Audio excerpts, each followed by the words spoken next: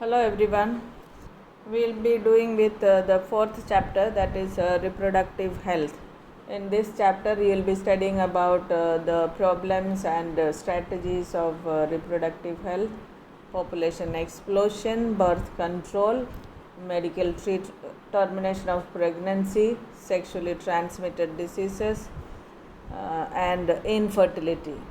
First, we start with the reproductive health. We have studied the WHO's definition of general health as the physical, emotional, behavioral, and social well being. So, your reproductive health means the healthy reproductive organs and their functioning. Okay, so reproductive health includes the emotional and social aspects of reproduction. So WHO gives the definition as total well-being in all aspects of reproduction, that is physical, emotional, behavioral, and social well-being. Now the reproductive health implies that people are able to have a responsible, satisfying, safe sex life, and they have the capability to reproduce and the freedom to decide when and how and so on. And what is the importance of studying the reproductive health? It's especially important for adolescents like you, and it aims at providing you the awareness regarding the contraceptive or the birth control methods to both males and females. And it gives people the ability to prevent and control sexually transmitting diseases, and it also helps people to manage disorders related to the reproductive system. India has been one of the first countries that initiated a number of programs to achieve reproductive health. The government had organized a family planning program. So you must be aware of the slogan "Hum Do Hamare Do," which was to educate people about the advantages of having a small family, so that parents can look after them well. Then there were improved reproductive and child care programs to bring awareness among people about various reproductive related aspects, and to provide facilities and support for building up a reproductively healthy society. And the government had certain strategies also for successful implementation of these two programs, the family planning and RCH, or reproductive and child health care. So number of governmental and non-governmental agencies were involved in raising the awareness about reproduction and resulting and the related aspects through audio, visual, and radio, TV, print media, newspapers, magazines. And then these informations were spread through relatives and teachers and students and things like that. Then introduction of the sex education to the schools, knowledge about various sex related things which are important in the lives. Then targeting the adolescents and educating them, sex education in the schools, awareness given to people about number of issues, like they can take steps to prevent them and help them build a socially responsible as well as healthy society.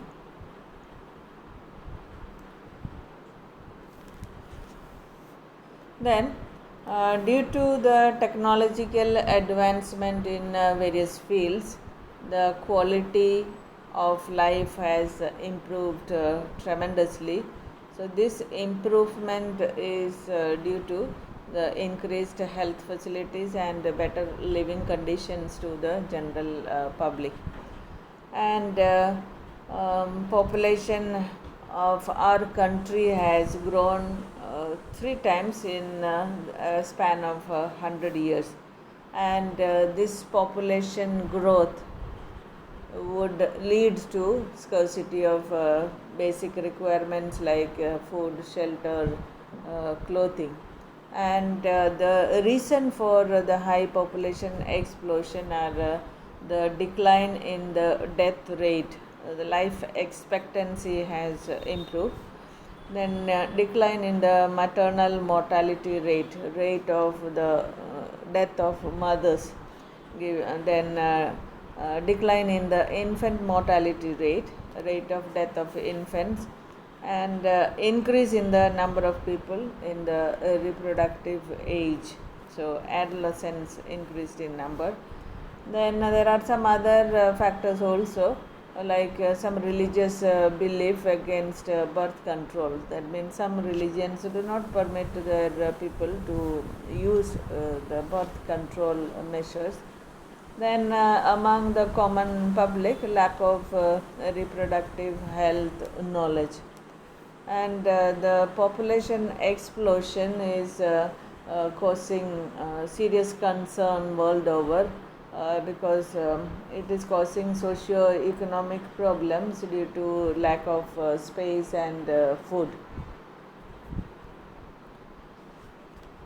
Now, India is the second most populated country after China, and the birth rate, or you can say India is growing at the rate of 1.9% per year. So, this increased population causes the degradation of the environmental conditions also. So we have to reduce the increase in the population, and which can be done with the help of various control measures to control the overpopulation. So the carrying capacity of the earth is limited, so it is important for man to control the present rate of population growth. To control overpopulation, the best method is the birth control by contraceptive methods. Any of the methods can be adopted, and the use of contraceptives needs awareness about the side effects also. The various contraceptive methods are natural methods, barrier methods, intrauterine devices, oral administration of pills, injection or implants, and the surgical methods. Now, the contraception is done by preventing the conception, or even preventing the fertilization of the ovum during the sexual intercourse. So, the ideal contraceptive should be user friendly, easily available, effective, and reversible with very little or no side effects. And the first kind is the natural or the traditional method of contraception. Here, the natural method works on the principle of avoiding the chances of ovum meeting the sperm, thereby preventing the fertilization. There are different methods of this natural way. The first one is periodic abstinence. Here it refers to the abstinence from the intercourse from the 10th to the 17th day of the menstrual cycle. So normally 14th day is the ovulation happening. So the chances of fertilization is maximum during this nearby the 14th day. So it is better to avoid sex during the 10th to the 17th day of the menstrual cycle. So, abstaining coitus during the fertile period is a way to prevent fertilization and conception. The second one is withdrawal or coitus interruptus. So here the male withdraws his penis before ejaculation to avoid the insemination. So the ejaculation is can be done outside after withdrawal, thereby it prevents the release of sperms into the female genital tract. Then the third kind of natural method is lactational amenorrhea. Here, during this phase, the mother is breastfeeding the baby or the infant for a period of 5 to 6 months normally. And at this time, when the mother breastfeeds the child or the infant, during that time ovulation does not occur, hence the menstrual cycle is not happening. So during this phase chances of conception are almost nil, but this method is not very effective. Only during the intense lactation period only the ovulation is not happening, so chances of failure of this method is high. So one should make sure that the lactational amenorrhea ovulation is not happening in this period. Now the second kind of contraceptive method is barrier method. Here the physical meeting of the sperm with the ovum is prevented, and the prevention is done with the help of physical or chemical devices. The physical device which are normally used are the condoms, and the condoms can be used by the males as well as the females. And the chemical barriers are usually certain chemicals which are used, like the spermicidal creams, jellies. So these are used along with other barriers, thereby they stop the entry of sperms into the female genital tract. So the barriers which are used by the males include the condoms, and the condoms are normally made of very thin rubber or latex sheath which can be inserted over the penis in males before the intercourse. So the ejected sperms which remain in the condom, so the semen does not enter into the female genital tract, thereby the conception is prevented. And these condoms are also used to protect against sexually transmitted diseases like AIDS. Then there are condoms used by the females. Females also can use this kind of physical barriers like diaphragms, cervical caps, and walls. So these are also made of rubber or latex, and these are inserted into the female reproductive tract, so the cervix is covered. Then the third kind of contraceptive method used is the intrauterine devices. So special devices which are inserted into the uterus by certain special techniques by experienced doctors. Now there are various types of IUDs or intrauterine devices available. The first one is non-medical IUDs like lips loop. Then there is copper ions releasing IUDs, copper releasing IUDs like copper T. Then there are hormone releasing IUDs like progestasert. So these ions and the hormones released by this loop or the extra materials which are inserted into the uterus is preventing the sperms to go get into the uterus. So these IUDs basically increase phagocytosis of the sperms.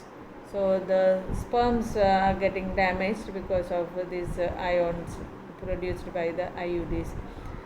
Thereby they don't reach the uterus. So the sperm motility is decreased. So this reduces the fertilizing capacity of the sperms, thereby contraception is possible. Now these IUDs are found to be very ideal contraceptives for females with a very good success rate. So to space their children, this kind of IUDs can be used.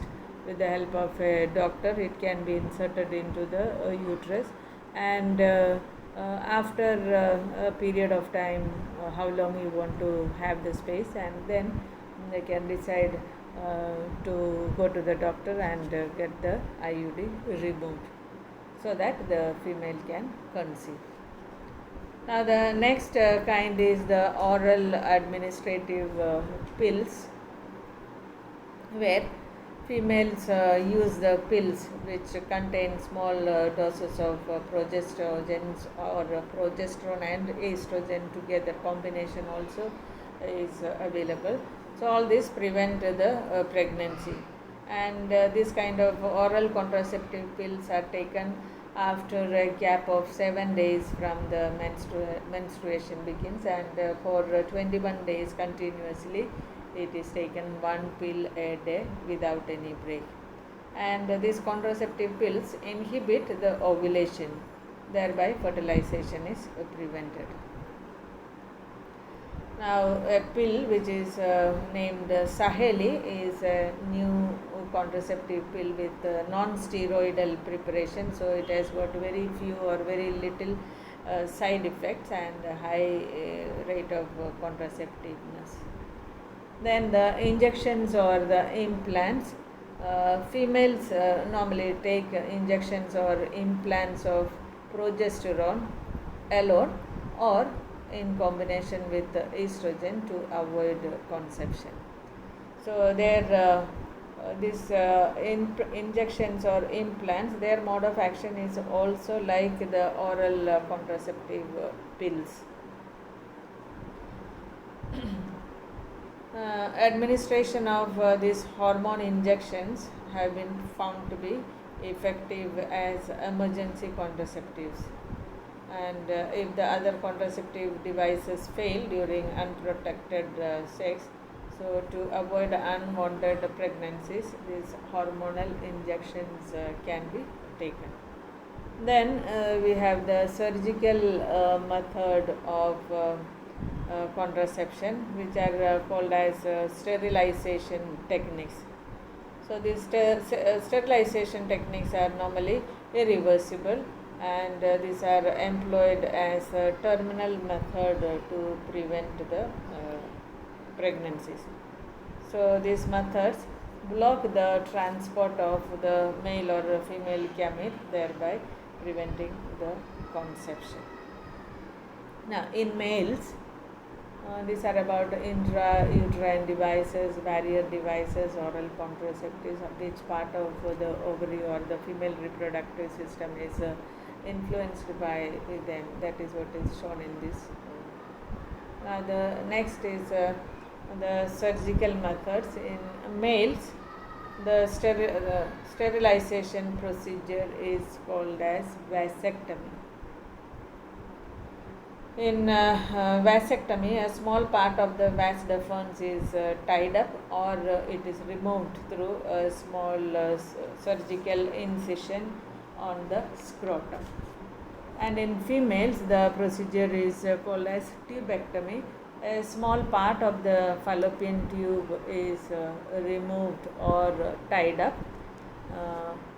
That is done through a small incision in the abdomen. And these techniques are highly effective, but they are irreversible.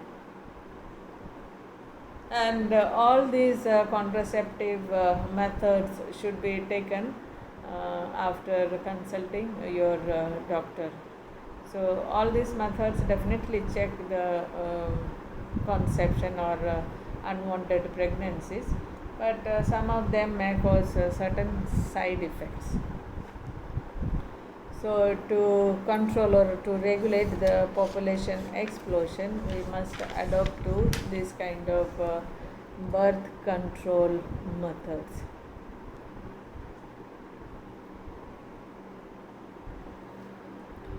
Now, the next topic is medical termination of pregnancy, or the MTP.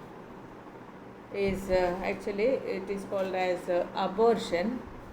Uh, it is legal, but not considered for birth control. MTP is not a method to control the birth. And this MTP is intentional or voluntary termination of pregnancy before full term, which is called as induced abortion. In your book it is given nearly 45 to 50 million MTPs are performed in a year all over the world, which accounts to 1/5 of the total number of conceived pregnancies in a year. So MTPs, they have a role in decreasing the population, but it is not meant to decrease the population. It is legally accepted when there is any problem for the mother or the child, or the fetus growing inside is with any chromosomal or genetical defects, or any such kind of problematic fetus can be removed by the medical termination of pregnancy. Or if it is risky for the mother, if the mother's life is in danger, then also MTP is recommended by the doctors. So the MTPs are recommended only under certain medical conditions, when the pregnancy is fatal for either the mother or for the fetus or for both of them. Normally, MTPs are considered to be safe up to 12 weeks of pregnancy. In the first trimester itself, the MTPs should be done.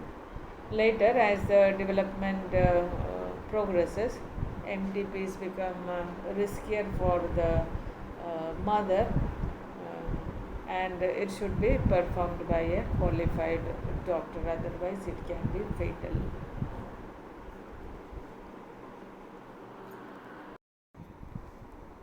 Now we will see what are STD, or sexually transmitted diseases.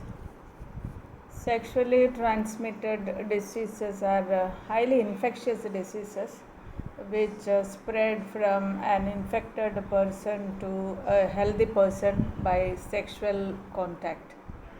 They are also known as venereal diseases, VD, or reproductive tract infections, RTI.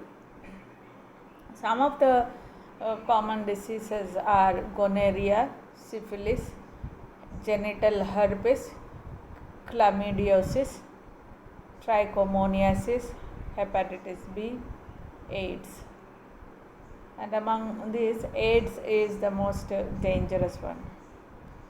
These diseases are caused by microorganisms like viruses, bacteria, protozoans, or fungi, and are passed from one human being to another by sexual contact. Most of these diseases are curable, but there is no definite cure for AIDS till now. And in most of the cases, the symptoms are common, like burning sensation at urination, discharge from the urethra or the genital tract. All these are the common symptoms. Now we'll see what are the causative organism of some of these diseases and their symptoms. Gonorrhea is a bacterial disease, and it infects the mucous membranes of the urinogenital tract. Thereby the urination is painful, genital discharge would be there, And children born to a gonorrhea infected mother often suffer eye infections. Second disease is syphilis. Again, syphilis is caused by another bacteria, Treponema pallidum, and it causes sores and lesions in the genital tract, burning sensation during urination. Then later, this infection causes sores in the mouth also, and if it is not treated, it can be uh, deadly also. Then trichomoniasis is caused by a protozoa, Trichomonas, and this causes vaginal irritation, itching, and discharge. Then AIDS is acquired immunodeficiency syndrome, which is caused by the HIV virus, human immunodeficiency virus. This virus destroys the immune system of the body, and it can cause a persistent cough and fever. Then body is attacked by other smaller or simple diseases, and infections are also possible of pneumonia, TB, and certain cancers. AIDS is a life-threatening disease, and there is no vaccine till now. There is no cure also. Hepatitis B is caused by hepatitis B virus, and this hepatitis and AIDS both are apart from sexual contact. They can also be transmitted by sharing needles, surgical instruments, transfusion of blood from infected mother to the child also. Except hepatitis, herpes, and AIDS, other diseases are completely curable if detected early. And it is very important that the infected person seek medical advice at the early stages. The incidence of STDs are very high in the age group of 15 to 24 years. And to be free from STDs, certain simple principles are to be followed or adopted. First one, avoid sex with unknown partners, or avoid with multiple partners. Always use condoms during intercourse, and in case of any doubt, then go to a qualified doctor for early detection and treatment. So if diagnosed with the disease, early treatment can cure the disease. Now the next topic is infertility, which is the stage where the couples are unable to produce their children.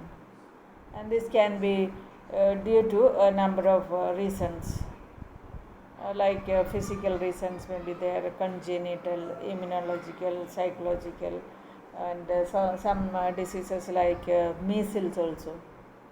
The correct use of infertility needs to be established. The correct cause of infertility should be found out to overcome it. The couples can be assisted to have children by special techniques which are called as assisted reproductive technologies, ART. Okay, ART includes various advanced technologies like in vitro fertilization, then gamete intrafallopian transfer, zygote intrafallopian transfer, in vitro cytoplasmic sperm injection, intrauterine insemination. All these are the various advanced reproductive technologies used in the ART. First, we will see about the in vitro fertilization, or it's called as test tube babies. Here, this is the technique in which the ovum is fertilized using a donor sperm outside the body of the female, and then the fertilized ovum is implanted in the female body, that is the uterus, for further development. So if the woman is not able to conceive, to give birth to a normal baby, so in such cases when the woman normally she cannot give birth to a baby, then this kind of a technique can be used. In vitro fertilization which is done outside the body of the mother, and then the zygote can be placed. Okay, so test tube fertilization is a delicate surgery where the ovum from the woman, many ova are collected under aseptic conditions and fertilized externally with the sperm from the father, and this is done in the laboratory. Then the zygote, or you can say the early embryos up to 8 blastomeres stage, are then transferred into the fallopian tube of the mother. So it is called zygote intrafallopian transfer, ZIFT, ZIFT, zygote intrafallopian transfer. So the fertilization is done outside in the laboratory conditions, and then the zygote at 8 blastomere stage is transferred to the fallopian tube. So zygote intrafallopian transfer, or the embryos with more than 8 blastomeres are transferred into the uterus. Okay, so with professional help, the mother would give birth to the normal baby.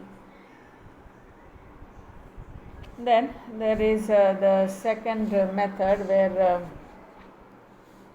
the transfer of the ovum which is collected from the donor into the fallopian tube of another female who cannot produce sperm. Alright, the ovum is collected from one woman, and the ovum will be placed in the fallopian tube of another woman, maybe the would-be mother, and she would not be able to produce the ovum. So ovum is borrowed from someone else, and then this gamete, the female gamete, is transferred into the fallopian tube, and there the fertilization is possible. So that is the GIFT, GIFT, gamete intrafallopian transfer. So this mother can provide suitable conditions for the development of the fetus in her own womb. So some other woman, the ovum is taken and then it is placed in the fallopian tube of the mother. So that is GIFT, gamete intrafallopian transfer. Then there is another method which is called as intracytoplasmic sperm injection, ICSI. It's a specialized procedure to form an embryo in the laboratory in which the sperm is directly injected into the ovum. Okay, sperm is directly injected into the ovum, so it can be fertilized there.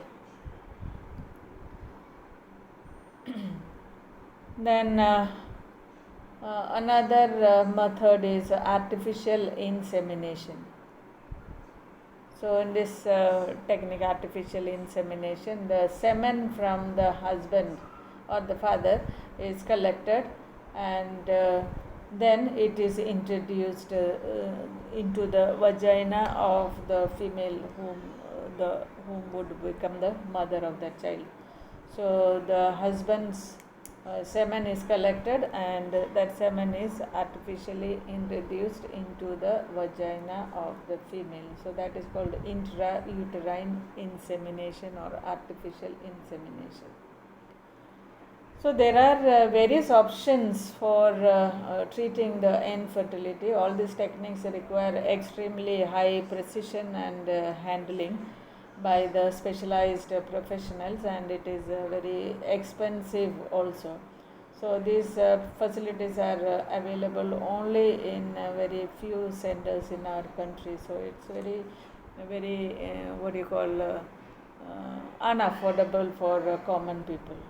And various emotional, religious and other social factors are also involved in this. So all these act as deterrents, act negatively for this kind of assisted reproductive technological use.